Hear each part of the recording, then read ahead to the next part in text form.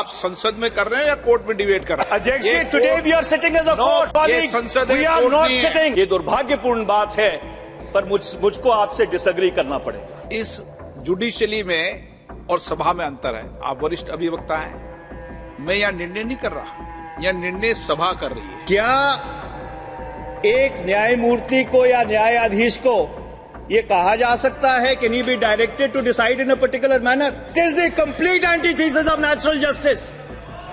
The fundamental principles of natural justice are being thrown to the winds in this house. I would urge you, Mr. Speaker, sir, that the whip needs to be withdrawn. कई बार ऐसा मौका आया है कि जल्दी में बहस करनी पड़ती है, पर शायद आज पहली बार किसी कागज को बगैर संज्ञान में लिए मैं बहस करने के लिए खड़ा हुआ।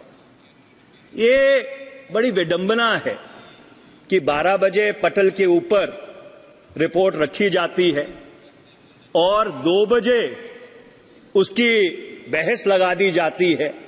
जैसे अधीर रंजन जी ने कहा, heavens would not have fallen, आसमान नहीं गिर जाता अगर 3-4 दिन हमको दे दिए जाते कि इस कागज को, ये जो रिपोर्ट है, इसको संज्ञान में लेकर, इसको पढ़कर अपनी बात एक अच्छे ढंग से हम इस सदन के समक्ष रख सकते, क्योंकि एक बहुत ही संवेदनशील मामले के ऊपर ये सदन फैसला करने जा रहा है। पर अध्यक्ष जी, मैं 4-5 चीजें जो बहुत ही बुनियादी हैं और जो नेचुरल जस्टिस से और जो मौलिक अख्तियार हैं उनसे जुड़ी हुई हैं, उसके ऊपर मैं जरूर अपनी बात कहना चाहता हूं। पहला सवाल यह है अध्यक्ष जी, that can the procedure of the ethics committee override the fundamental principle of natural justice, which is the organizing principle of every justice system in the world? और ये बात मैं इसलिए कह रहा हूं कि हमने जो अखबारों में पढ़ा उससे बहुत साफ तौर पर यह चीज निकल के आई कि जिनको अभियुक्त बनाया गया, जिनके ऊपर लांछन लगाए गए, उनको अपनी बात पूरी तरह रखने का मौका भी नहीं दिया गया। ये किस तरह का प्रोसीजर है? ये किस तरह की न्यायिक प्रक्रिया है? और इसलिए ये जो फंडामेंटल प्रिंसिपल है नेचुरल जस्टिस का, कि जिस व्यक्ति के ऊपर आरोप लगाए जाते हैं, जिसको अभियुक्त बनाया जाता है, उसको अपनी पूरी बात कहने का मौका मिलना चाहिए, और जिस व्यक्ति ने आरोप लगाए हैं उसको क्रॉस एग्जामिन करने का मौका मिलना चाहिए। और जहां तक मेरी जानकारी है, जिन लोगों ने आरोप लगाए हैं, ना सुश्री महुआ मित्रा को और ना उनके किसी वकील को उनको क्रॉस एग्जामिन करने का मौका दिया गया। मेरा दूसरा सवाल यह है अध्यक्ष जी, मैंने रूल जो 316D है, rule 316D of the rules of procedure and conduct of business, उसको ध्यान से पढ़ा है। उसमें ये लिखा है, the recommendations of the committee shall be presented in the form of a report. अब मैं एक बुनियादी सवाल पूछना चाहता हूं कि फौजदारी के कानून में 2 चीजों में फर्क है, कन्विक्शन और सेंटेंसिंग में फर्क है। जो एथिक्स कमेटी है वो ये तो सिफारिश कर सकती है कि कोई व्यक्ति गुनाहगार है या बेगुनाह है, पर एथिक्स कमेटी यह सिफारिश नहीं कर सकती कि उसको दंड क्या दिया जाना चाहिए। This is a fundamental distinction. That power lies with this house. The ethics committee at best can make a recommendation that whether a person is guilty or a person is innocent. It is this house sitting as a jury which has the powers to decide the quantum of punishment, Mr. Speaker. So therefore, the recommendation of the ethics committee is fundamentally flawed in my respectful submission. Okay. तीसरा अध्यक्ष जी, आज सारी पार्टियों ने 3 line whip issue किया है। मैं एक बुनियादी प्रश्न पूछना चाहता हूं Today, this House is sitting as a judge and a jury. In an impeachment proceeding, or when you are considering the report of the Privileges Committee, or you are considering the report of the Ethics Committee, can a party direct its members to vote in a particular way? Can a whip even be issued? Because this is like directing a judge to decide a matter in a particular manner. This is a complete diversity of justice. First of all, Mr. Speaker, sir, this House should be adjourned. All the whips should be withdrawn from all the sides, because we are not sitting as ordinary members of this House. We are sitting as judges in a jury in order to decide the fate of one of our honorable colleagues, and I am afraid that cannot be done through whip-driven tyranny. Okay. So therefore, अध्यक्ष जी, अभी मैं खत्म नहीं हुआ, अभी तो बुनियादी सवालों के ऊपर हूँ, रिपोर्ट्स पे तो मैं आया भी नहीं हूँ, जरा सुन लीजिए, क्योंकि ये बहुत ही बुनियादी सवाल है। मैं अगला सवाल आपसे ये पूछना चाहता हूँ। आप संसद में कर रहे हैं या कोर्ट में डिबेट कर रहे हैं? बिकॉज ये कोर्ट है, अध्यक्ष जी। अध्यक्ष जी, today we are sitting as a court, we are not sitting as parliament. Today we are sitting as जजेस to decide the fate of one of our colleagues. We are not sitting as parliament today. We are sitting as a judge and a jury. There is a fundamental distinction between the two. Sir, please. एक minute, माननीय सदस्यगण, ये संसद है, ये court नहीं है।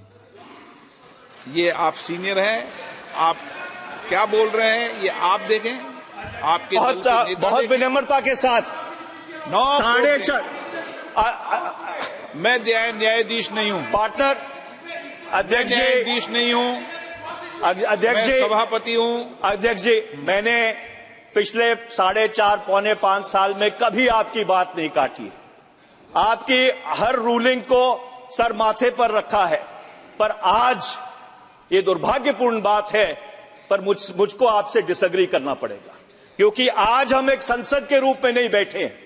Today we are sitting as a jury, we are sitting as judges to decide the fate of one of our colleagues. My next question, Mr. Speaker, sir. माननीय सदस्य, एक प्लीज। इस जुडिशली में और सभा में अंतर है। आप वरिष्ठ अभिवक्ता हैं, मैं यहां निर्णय नहीं कर रहा, यह निर्णय सभा कर रही है। आप गलत तरीके के तर्कों को यहां पर मत रखिए। ये रिकॉर्ड में जाती है चीजें, आप गलत तरीके से। मैं न्यायाधीश नहीं हूं, मैं सभापति हूं और निर्णय करेगी सभा, निर्णय करेगी। और हमने किसी के लिए ऐसे ही आपने कहा, इसलिए आपने मेरी बात तो थोड़ी कहा है कि ऐसे ही वोट करो, हमने तो विप किया है प्रेजेंट करने के लिए। एक मिनट प्लीज, एक मिनट बैठिए। ये सभा निर्णय कर रही है, और जब सभा निर्णय करती है तो सभा निर्णय करती है। प्लीज। मैं बहुत अदब और सत्कार के साथ एक बात पूछना चाहता हूं। क्या एक न्यायमूर्ति को या न्यायाधीश को यह कहा जा सकता है कि नहीं be directed to decide in a particular manner?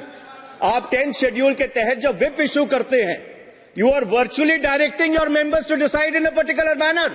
This is the complete antithesis of natural justice. It is the complete antithesis of natural justice. The fundamental principles of natural justice are being thrown to the winds in this House. I would urge you, Mr. Speaker, sir, that the whip needs to be withdrawn, because we are sitting as a jury. The whip needs to be withdrawn. आप अभी disturb. अध्यक्ष जी, मैंने अपनी जिंदगी में कभी ऐसा नहीं देखा है कि जब कोई सभा न्याय करने बैठी हो, न्यायमूर्ति के रूप में बैठी हो, तो एक व्हिप के माध्यम से उनको यह हिदायत दी जाए कि आपको फैसला एक तरीके से करना है, अपना विवेक, अपना कॉन्शियंस, अपना सेंस ऑफ जस्टिस इस्तेमाल करके नहीं करना, एक पर्टिकुलर तरीके से फैसला करना है। हीना गावित जी, मैं अध्यक्ष जी अगली बात पे आता हूं। एक मिनट, आप कंक्लूड कर दो। अध्यक्ष जी,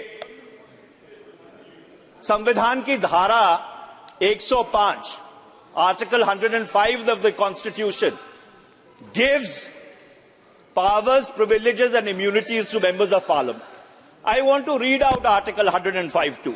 Mr. Speaker, sir, Article 105(2) says, no member of parliament shall be liable to any proceedings in any court in respect of anything said or any vote given by him in parliament or any committee thereof, and no person shall be so liable in respect of the publication by or under the authority of either House of Parliament of any report, paper, vote or proceedings. Mr. Speaker, sir, 105(2) was inserted into the Constitution in order to give complete immunity. I stress the word complete immunity to a member for anything said or done in the House. And his conduct cannot even be called into question in a court of law. So the question is, when your conduct cannot be called into question in a court of law, can your conduct be called into question in this august chamber? Can this...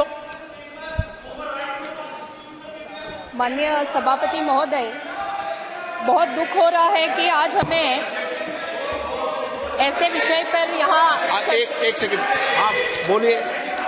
दीजिए। अध्यक्ष जी, my humble submission is, can this august house override the founding document of India which has brought this house into existence? And the answer is no. Article 105(2) gives immunity, absolute immunity for anything done in the House. And my last point, Mr. Speaker, sir, when the Supreme Court of India interpreted Article 105(2) in P.V. Narasimha Rao's case, they clearly and absolutely said that anything done in this House, even if it is allegedly actuated by bribery, cannot be called into question in any court of law.